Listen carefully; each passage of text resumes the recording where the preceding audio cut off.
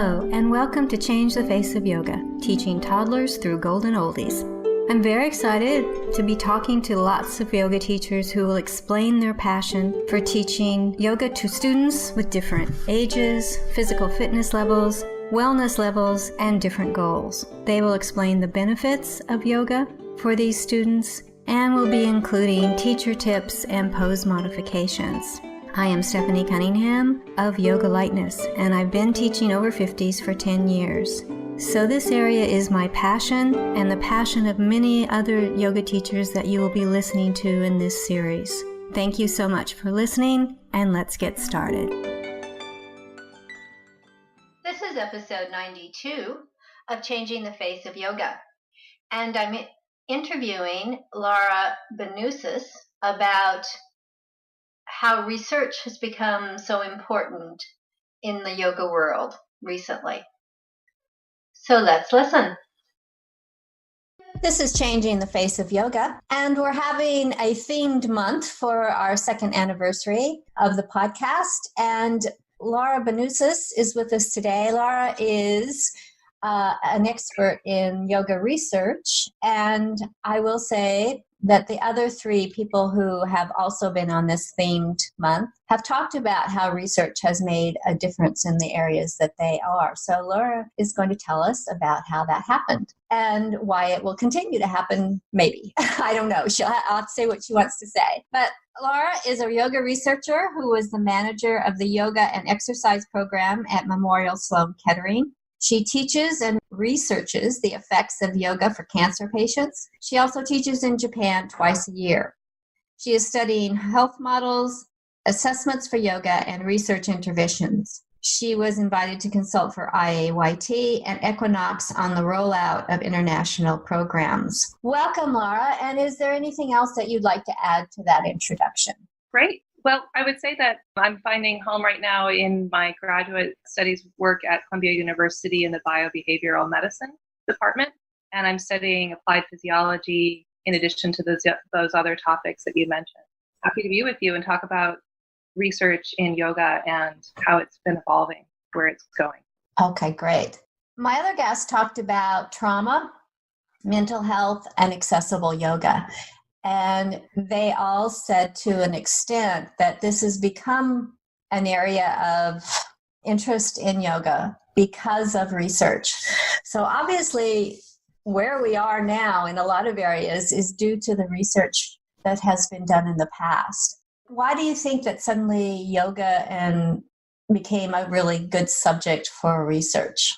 So the research around yoga has been occurring for quite a while. It's been picking up steam because of the interest of the prevalence of use. So, one of the ways that research gets done is by an increase of funding in the area. And in order to build a case that this is something that should be funded, the argument's been made that patients, people, populations are using it for certain effects and for health benefits. And in order to evaluate whether or not it's safe, whether or not it's actually feasible and then efficacious for these populations to use yoga, that the research has been then performed to look closer at what are the effects of yoga. And that's currently where we're at right now. We're in a really interesting time period of yoga research.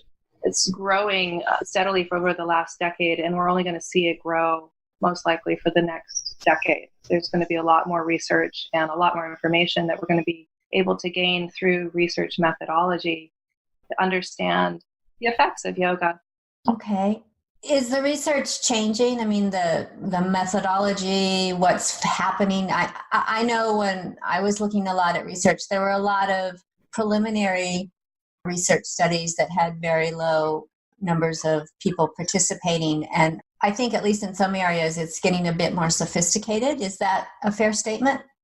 Yes, research on yoga has started out with a lot of pilot studies and a lot of feasibility trials and looking at whether or not these populations were willing to use yoga. An example of how research has come into the yoga space is that there's been, like I said, a prevalence of use. There's been a group of patients, for example, that were using it for symptom management during their cancer treatment or for lower back pain. And there was a reporting upon this to physicians, and physicians started to notice patients that were doing this activity or similar activities found it to be helpful, had lower scores of pain, had lower maybe symptom burdens, and then that would then provide an impetus for certain clinical groups then to say we need to look a little bit more closely at this and whether or not this is very helpful.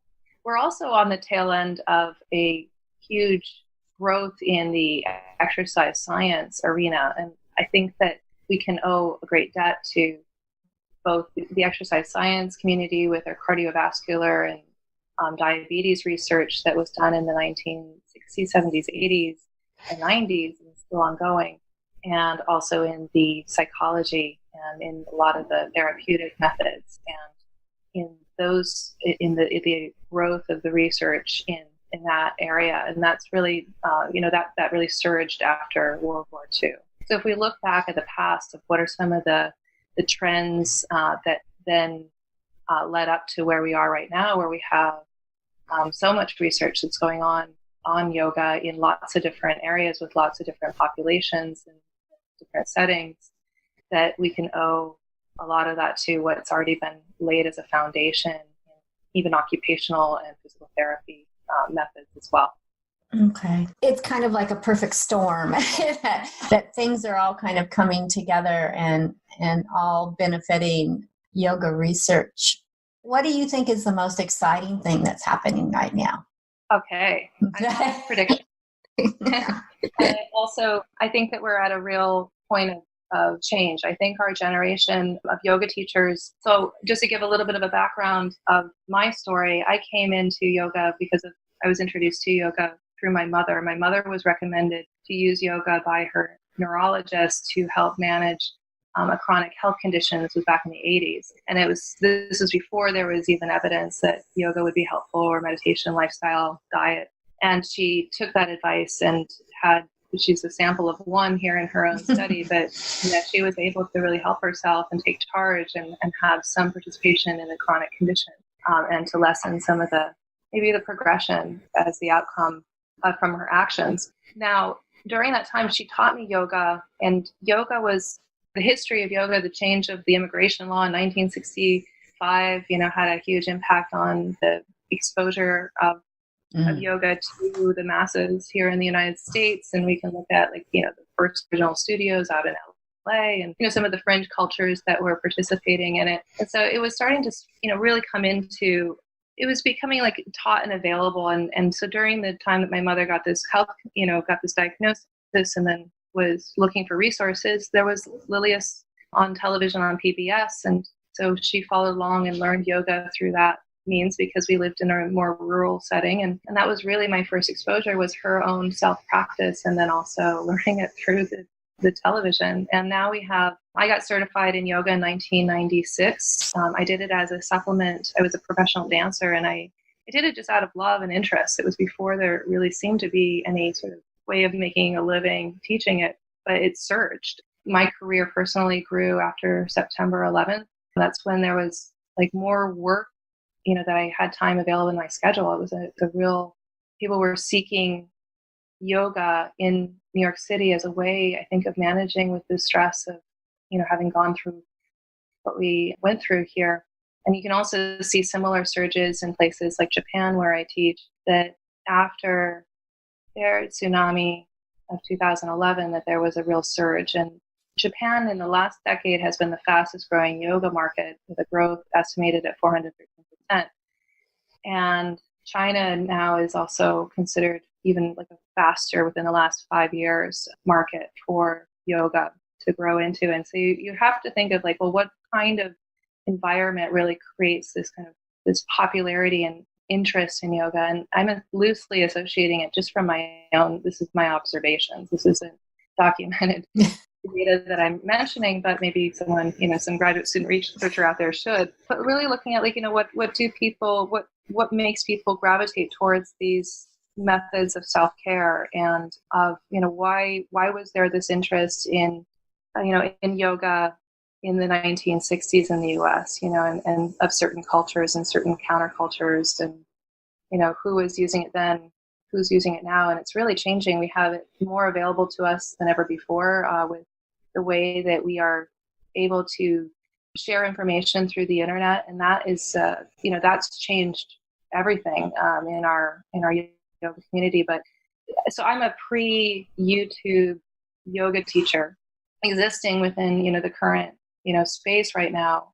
And I see that while there's a lot of information available on how to do these practices, I do see that there's still the value and maybe even necessity to study with teachers and to study in communities. And I think that people crave that. People crave the sense of connection. The more disconnected we get through studying remotely and through online webinars, while that's useful information, I think that in terms of like the everyday practices, that to still go back to one-on-one instruction or group instruction, I think holds tremendous value. You could probably speak to some of the people who are more knowledgeable about the way that the yoga business in studios and teacher trainings has been kind of fluctuating because, for example, just 10, 15 years ago, the video market was one of the most lucrative areas, and now it's the clothing and product market, and soon to be like maybe supplements related to yoga or,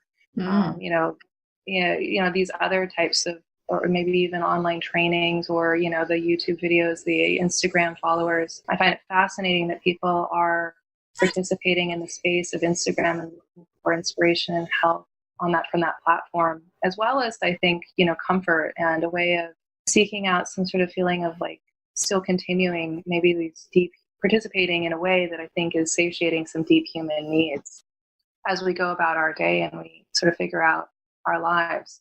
I'm fascinated by where people are hanging out and in which spaces, how information is both disseminated, but then also what is valued. So we have these now changes of what's valued. So I grew up, studying under teachers, and many of them were very famous and kind of for the people to study under. And I sought out a lot of really good teachers, but I think that, and lineages to practice under, and lived in ashrams for, the summers during my college years, and would do some of these deep sadhanas. And those were very magical and special times in my own development.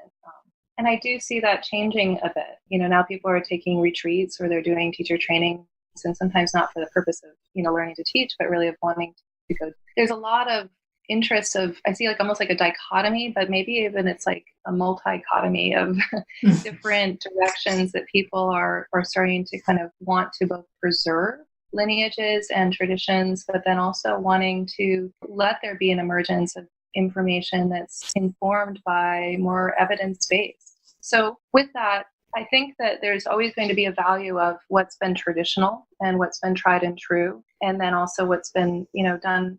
And then on the flip side of, these traditional lineages, that I think that we're about to see a radical shift of what people value, how they think they are achieving what they want to achieve through yoga because of the information we're getting from research. And it's really unpacking and, in a way, dissecting.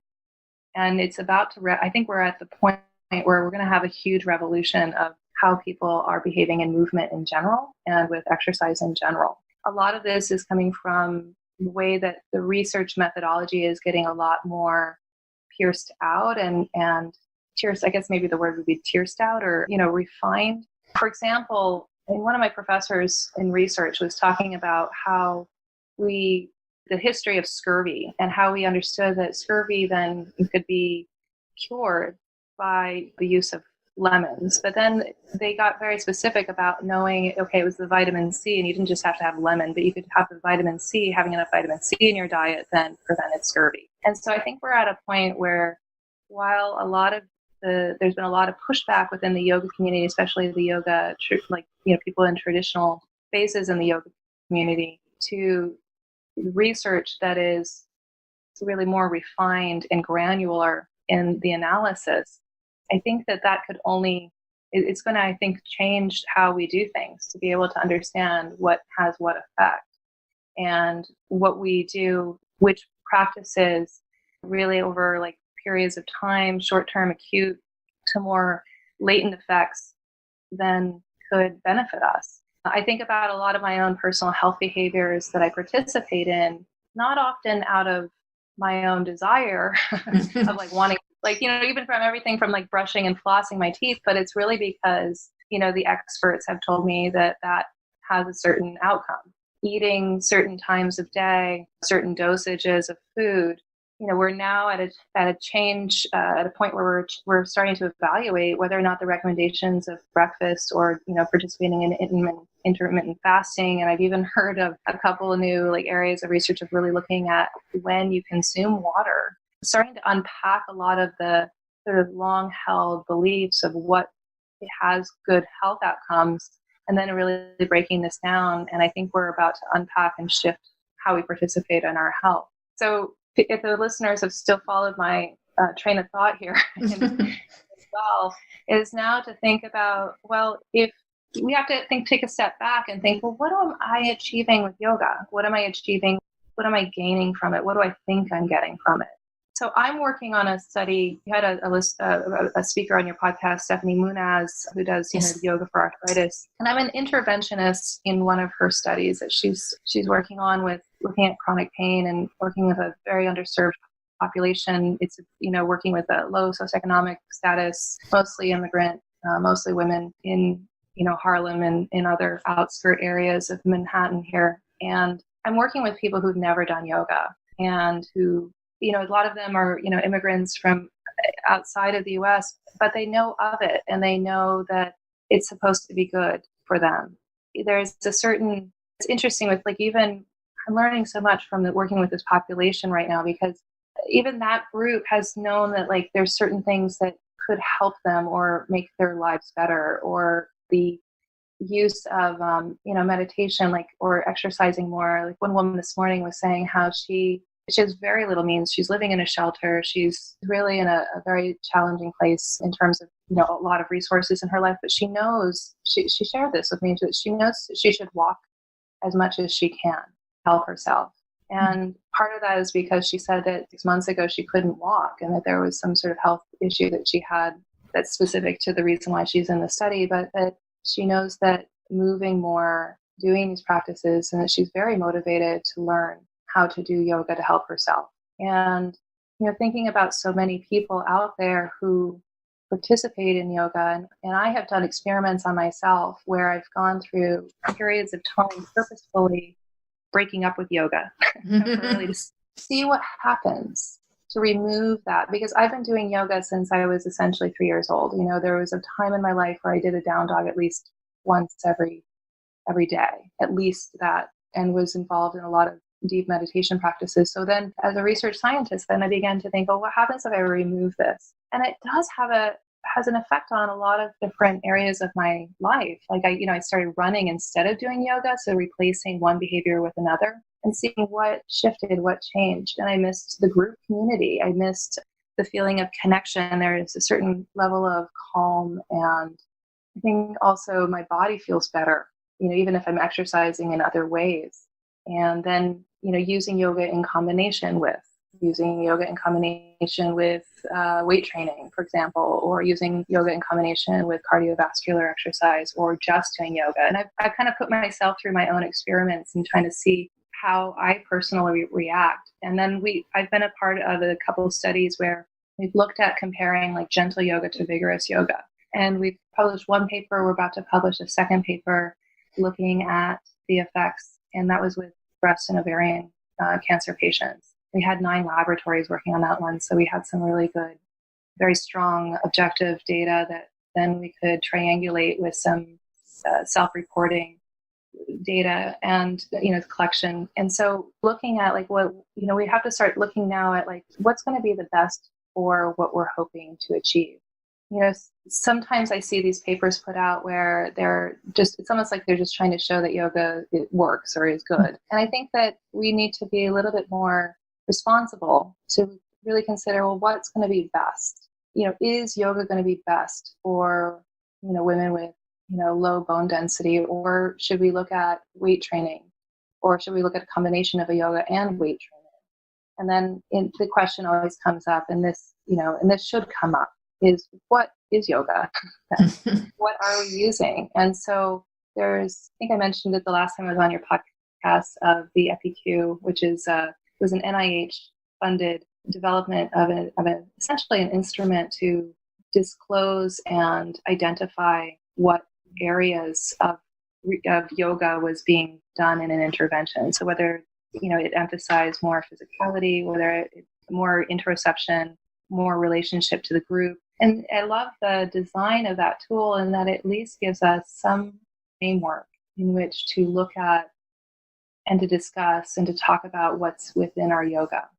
Because as we know, it's really hard to describe what we do and how we, and what are the different gains and effects of the different types of yoga that we behave with. So just as a sense of dialoguing with you here, thinking about all the different types of yoga you have participated in and what types of effects you felt from them. Does anything come to mind for you? Well, I was a teacher of seniors for about 10 years, and I decided to move into podcasting, and I have to admit that my private practice has not been very good. And I'm really amazed at the change in my balance, that I have really gone downhill in that area. And because I did so much balance work with my seniors, because it's really, really important to do that. So what I'm fascinated about is what you said, which is that we have all of this, shall we say, Western structured research, which I think is good. I'm certainly for that. But also that you're doing these very mini little researches on yourself that says, what happens if I don't do yoga, or if I do yoga with weight training, or if I do a different kind of yoga? And I think that's equally as valued, as long as you don't expect it to apply to a lot of different people, but apply to yourself and then have other people explore themselves. I just had a podcast with Michael Hayes, and his podcast is The Why of Yoga. Why do you feel this way? How do you feel? Really getting into your body or into your mind or into your breathing, depending on what you're doing. And I want to say that a lot of those are very valuable also, that you can do, shall we call it, research in quotes, of how you feel in yoga and what yoga is doing for you. And I think that's really a valuable part of research. Absolutely. Well, this is how yoga really began, was, people experimenting and then seeing what kind of effects happen. So I like to see that yogis, probably one of the original researchers, and movement researchers at that, and then also looking at, different meditation practices and, building up the strength of their body for resilience. Or then when the body, you could sit for long periods of time, it started to complain, and then started the development of asanas. And we have a similar thing happening right now with our prolonged sedentary behavior during our work days. And that, I think, is another area of why yoga has grown, is because it does help people. I think it's an easier entry into movement and physical activity than a lot of other types of movement modalities. I also want to acknowledge that it's the majority of participants of yoga are women, and heard recently that one of the researchers at a conference said that's, the problem is that there's, the majority of these practitioners are women, and, we should really, balance out where yoga is in the different spaces. And I agree with that, and that, absolutely these populations that have never been able to learn yoga should absolutely be provided with opportunities to do so. But I also find it fascinating that it's women that are doing yoga. And it's almost like a way that, and I think that in and of itself is changing yoga as well. And that, the practices being taught by men are different, at least in my experience of studying, their bodies are different. They have different strengths. They have different, we could go into why they have different, physiologically, I could really, break down what's different and why their practices might then reflect that and what they teach. But I do think it's fascinating that women are participating in this and that we like it and we continue to do it. And it's a way of us taking care of ourselves and being stronger. And, I think there's tremendous value in that in terms of population health on many fronts, both with, the mental health, the emotional, and also how women primarily the caretakers of the health of families and make a lot of decisions. I think that we need to recognize that, and I think maybe even emphasize that, and maybe tailor that, tailor our practices to really consider, who's using these practices, so that, we can be a lot more specific about what's going to help the women at different phases of their life. For example, I always say that weightlifting is marketed to the wrong population, because we see that really who really needs the weightlifting is not the young male gym goer at 19, but actually the postmenopausal woman who's facing bone loss, imminent bone loss, just, out of the curve of aging, and how that can help to mitigate and shift some of the likelihood for the progression of that. So I think us knowing and being able to predict what's ahead of us in our life and in our outcomes, us knowing more about what our genetic propensities are, that we can adjust and participate in behaviors that then could help us, so that we don't struggle with some of the things that our grandparents did in terms of the way that their health progressed. Thinking even about my own family, I have a very, kind of, I think probably typical family, in that my parents are baby boomers, but they participated quite a bit in physical activity and had good effects from that. And, then I have my husband's family, who did less so, and how, even look at how physical activity behaviors shift those variables. And, there are things that people can do. My father made sure that I was taking vitamin D and calcium when I was in my 20s. And, because I've later since learned that, that's a really important time to make sure that there's the uptake of that for prevention of bone loss later in life. So there's these things that, being able to longitudinally look at one's lifespan and be able to participate in ways that then can help us. Periods of time when we're much more likely to be depressed or have social isolation. And that, we have this now built in with some of our patient care, where, when I was working in cancer, and I still work in oncology, but, looking at when a family receives a diagnosis, being able to have some of those resources set up for them because of the stress and the needs that those, that group faces. And that yoga, another patient I was working with this morning shared with me how socially isolated she is. And I really see the healthcare provider being one of the most important relationships she has in her life right now. And thinking, as she's entering into this study, and I'm going to be her yoga provider, and I'm only going to be with her for 9 weeks, how important that time together will be. And then also how sensitive and gently we'll need to also help her transition when she finishes with the study, that it won't be ongoing, but she'll have these practices once we're done that she can then continue to do, because we all know how powerful the effect can be from our teachers.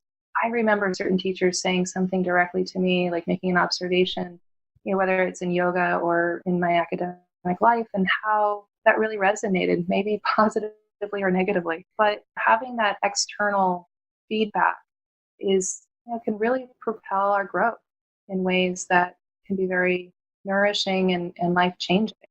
And so I fear with people being more participating with yoga only remotely through Instagram or through YouTube videos or through these platforms, even the Mirror, which actually a friend of mine developed, she did it to solve a problem of needing to exercise while at home. And she also has a feedback device in there that will soon be fully used in that platform. I do think that still, in-person contact and being witnessed and being seen holds a tremendous power in what we do. And that, you can't really capture that in our research.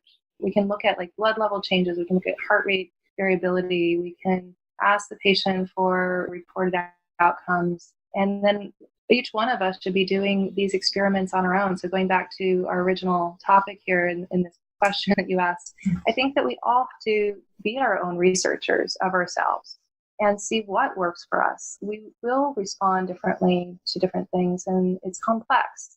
Some of that is based on our genetics. Some of that's based on which, whether or not we have like type 1 or type 2 muscle dominance in our muscles, for more power or more endurance prone. And then also thinking about all these other aspects of what we respond to and what we value changes, based on history and culture and beliefs and age. Yoga. Yeah, and age, right? Exactly. And perspective. What then becomes meaningful? And yoga research coming into yoga, it is radically. I can't even explain what I project and I see ahead of us will be shifting what we're doing in yoga. I do fear that there's certain voices in the conversation that then I think misinterpret the research or misunderstand it. And so the more research literacy, the more knowledge about scientific methods and understanding what gets captured with the collection of data and what angles and maybe even where things get tailored and shifted. That's one of the reasons why I went back to school, and I'm 80 credits towards a doctorate degree right now. And I'm still this has been a very exciting journey for me to go from being a long-time yoga teacher. I've been teaching 22 and a half years now, and I still teach 20 classes a week, and, studying, science and studying these different methods and reading a lot of research that then, being able to sort of see things from both sides, and how, sometimes researchers are blinded by what's happening in yoga. And I think that the yoga community is often blinded by what they're doing, that they're just basing it upon what's been done for years and not questioning it. True. So there's a bridging of the conversation. And, people I think often do what they think is best for them at the time, given the knowledge that they have. And we are evolving. So now thinking about the future, if I may go into the predictions, where we're going to have a lot of huge shifts is with the use of AI, artificial intelligence, and machine learning, large data. And the more we can get very refined in the research and looking at the effects and the different programs and what they do and how they interact with our physiology, I think that we will have then more information to make good, for lack of a better way of describing it, clinical decisions for ourselves of what will help us in the future. And then also to be, we're at a time where we are not facing, huge degrees of famine in our respective countries, although maybe that could be argued, or, we have communicable diseases used to be one of the greatest causes of mortality and death in our societies. And now we have these non-communicable diseases such as cancer, heart disease, being what the leading causes of death. Then thinking about, well, what could we prevent this? And the physical activity components of yoga, provide us with a way to be, I think, proactive in our health behaviors, and then also maybe even increase our physical abilities, so that then we could be more vigorous in our exercise behavior. It's like an entry in.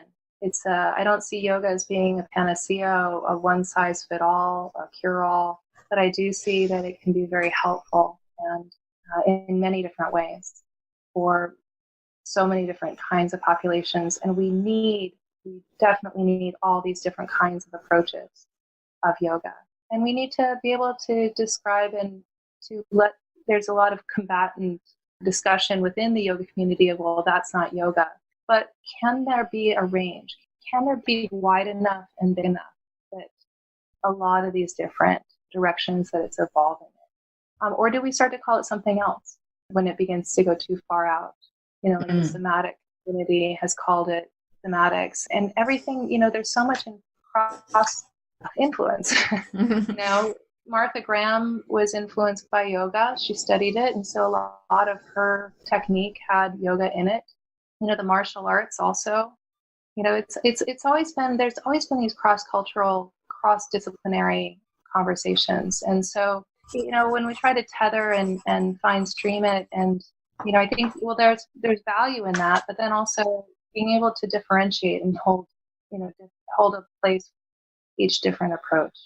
Ones that are less traditionally rooted and that are more, I think, scientifically informed. I think, maybe they'll have to have a different name or be called something else in order for us to be able to recognize what it is. As usual, Lara, you brought up wonderful points and made everybody think, I'm sure. I'm sitting here thinking about what you've said. I'll give your contact details in a second, but is there anything that you would like to really emphasize that you don't feel we've shared enough about, or that's something that I haven't asked at all that you would like to tell the listeners?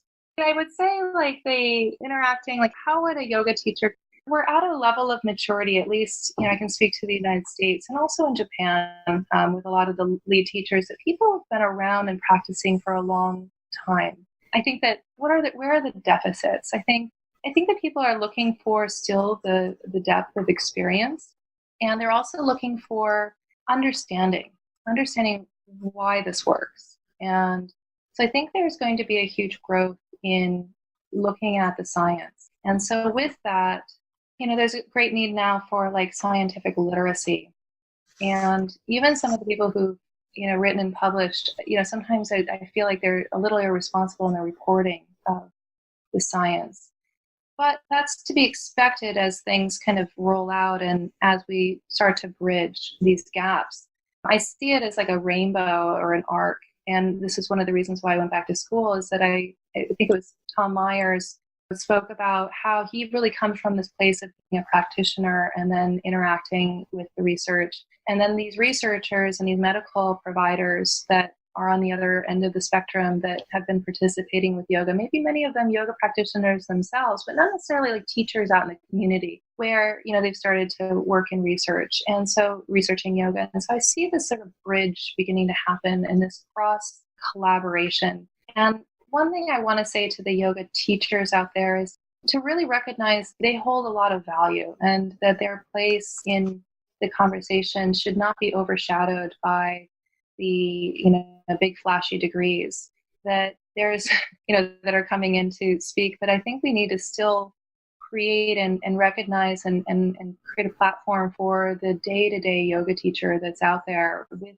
students, observing them. And I think that those teachers also, we need to create a way for them to be able to share their knowledge, their observations. And I heard recently that a friend of mine was rejected from speaking at a conference because she didn't have enough YouTube followers. And yet she's a really recognized community teacher. And I think the way that we're ranking the value of who holds knowledge in this space. Yes, I think having a degree, I know so much more having gone back to school, even before when I was working at Memorial Sloan Kettering and under incredible mentorship there. And I worked there for 6.5 years, working, in such a rich environment for academic rigor. And I think there's value in the degree, and absolutely we can't overlook those, but also to not discredit the value of yoga teachers that are really with students day in and day out and observing and doing, I think, their best. And then I hope to be able to, in the future, near future, as soon as I'm finished, be able to provide a way for them to study what I've studied and to learn more of this scientific knowledge that I think would help them. I currently have a group on Facebook. It's a journal club where I post an article every Friday. It's called Yoga Research Club. And it's, you can go ahead and search for it. And it's a small group that I post an article. And then my hope is that people at least read it and we can talk about it and be able to evaluate its application for our practices. That's exciting. Yeah, and there's going to be more things coming forth that I'll be working on, but it's just not in the imminent future because I want to finish my degrees first. Yeah. Yes, I understand.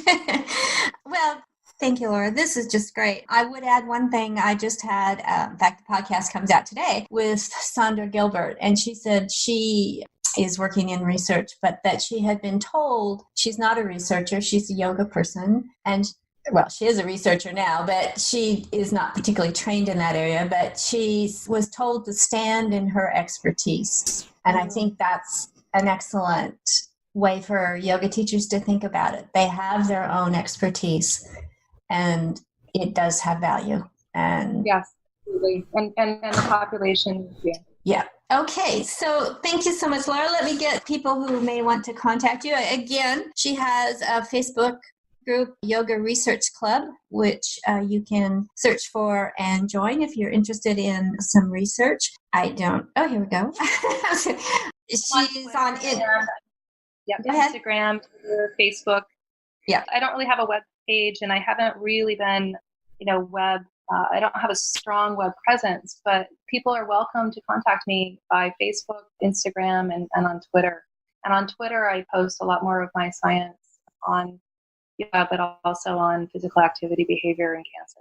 Okay, so your Instagram is Lara Yoga Love, and love is LUV. I don't have your Twitter handle. What is that? It's the same.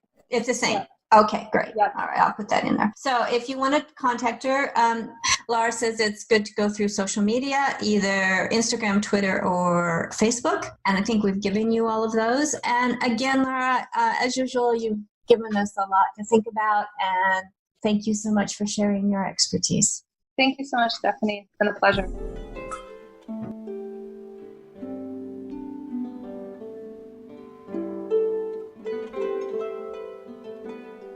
Please download, review, and tell your friends of any podcasts that are of interest to you and to them. If you would like to contact me, send an email to info@yogalightness.com.au. And thank you for listening to Changing the Face of Yoga.